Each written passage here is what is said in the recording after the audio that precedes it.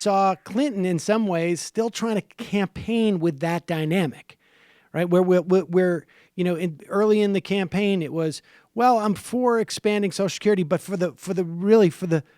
just for the people who are suffering the most.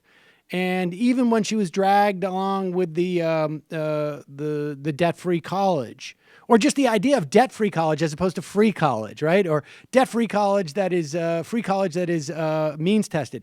It seems to have permeated all of that. And I think like a lot of the pushback, both on the right and the left, is a function of that. Like, you guys just wanted to save things for yourself, not for everybody else, right? I mean, isn't that when Larry Summers comes out there and says, like, we should put a floor on this? That's what he's basically saying. It's like, we, and by we, as Larry Summers, I think he's like looking around going like, us guys, we have the ability to come back from this on our own as long as it doesn't turn into a total disaster. So we just need the foundation. But other people, the foundation is meaningless to them. Yeah, and you're seeing it with a lot of the things about how elites have congratulated themselves about their handling of the financial crisis and the aftermath. And I mean, it is true. We didn't have a Great Depression. You would know if we had a Great Depression, it'd be a lot worse. But what we did have was not enough. And in particularly, and you see with a lot of this Democratic agenda, is it's really poorly suited for helping working class people right at the margins, right? So you can say, we expanded Medicaid. So we have this kind of like single payer-ish thing for poor people, which is really great. And people like Medicaid. And then we have a bronze plan for working class people who barely have enough money to get by. So now you're going to get a bronze plan, but it's complicated and you get subsidies, but how do the subsidies work? And you have to gauge your income. Like you set up a tension that does not need to exist, right? Debt-free college is perfect, right? Why are you setting up a tension between someone who makes maybe like a middle-class couple that's going to have a college bill now and a working-class family that might have a smaller one? Like, they should be solidaristic allies in making sure their kids can get educated in good schools. Instead, you've created a class tension where one does not need to exist. You saw a lot of reporting coming out after the election about people who are relatively poor, who are in the Obamacare exchanges. Sarah Cliff at Vox did some reporting from Kentucky, who were really angry and jealous of people who could get on Medicaid, right? That's a tension that's really tough. And this kind of floor way of approaching social insurance and having good things for our citizens creates a tension that's just a nightmare to deal with politically. What do you think is behind that? Like, my sense is it's less about, I mean, it seems to have the impact of sort of creating, throwing, I don't know, a bomb in the middle of some type of clash consciousness, right? I mean, to, provide another for certain groups of people to hate and whatnot. But I can't help but think that, like, that the architects of this just don't get it on some level, right? Like, I mean, you tell me. You are far more familiar with the way that these people devise these plans. Like, I think it's just sort of like a complete obliviousness or some other sort of puritanical notion of, like, we've all got a bootstrap, and we can make exceptions for some people. Not to mention, we're still going to take our home mortgage deduction. That's something completely different, but. Why is there that almost relentless sense of creating programs in that fashion that are not universal? I think there's two big things that factor into it. One is the general idea that the American economy just basically works for everyone except the very poor.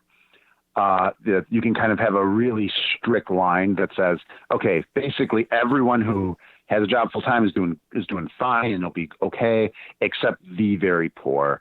And we just need to have very specific programs for them to make sure they have the opportunity to become working class, which is not how Social Security is put together, right? That's not. It's a way of dividing up that in many ways, that kind of pity and charity view of the liberal welfare state really dehumanizes people and also just makes it hard to actually create a class consciousness around these things or have programs that are defended widespread. A second is, I think, and this is definitely definitive of the Bill Clinton years, is a presumption that markets are always going to be the best way. And so the more you can make someone have to open an envelope with a bill in it, the more you can make someone have to like look at their balance sheet and just figure out where they're going to put all their money in all these savings programs or whatnot, the more you can individualize people's relationship with programs makes it better, because markets are magic. Even though we know markets don't really work for social insurance or making sure elderly people have food and, and health insurance, right? So I think between those two things, it's basically it's like a recipe for alienating working class people of all races and genders, because it basically says, unless you can prove how poor you are, itself a kind of dehumanizing thing, we're not going to care too much about you. And to the extent we do, we're going to put you in front of a predatory, profit-making institution and wish you luck at dealing with them. So much of it, I think, it has to do with that sense of of this notion of individuals and their relationship to society. I mean, I feel like I keep in the back of my mind, thinking about the moralizing that Obama would do about individuals, particularly when addressing the black community, about be your brother's keeper type of thing, and talking about the specific responsibilities of individuals as opposed to talking about things in a systemic way. I guess in some way it also sort of validates, like, if I really perceive the individual to have this power in society, then wherever I am, whatever station I'm at, is a function of me as opposed to somebody else. Yeah, exactly. When you're talking about the things we're talking about, like, everyone's going to be too old to work someday.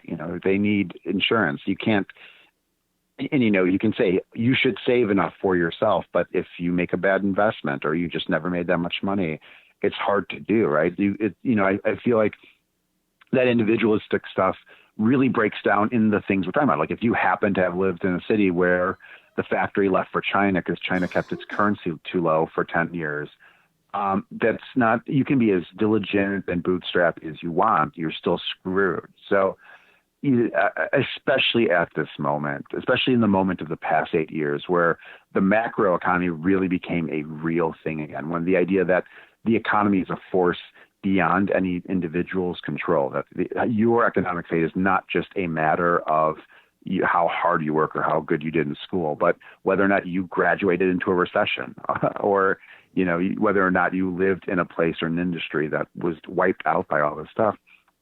The fact that those arguments never really moved to that dimension in a strong enough way, I think, was a real missed opportunity. And so, if that's ironically, Trump's the only one who talked in that way, and he also married it to like white nationalism, which is disturbing. But I felt like he and Bernie Sanders were like they got what was going on in that way.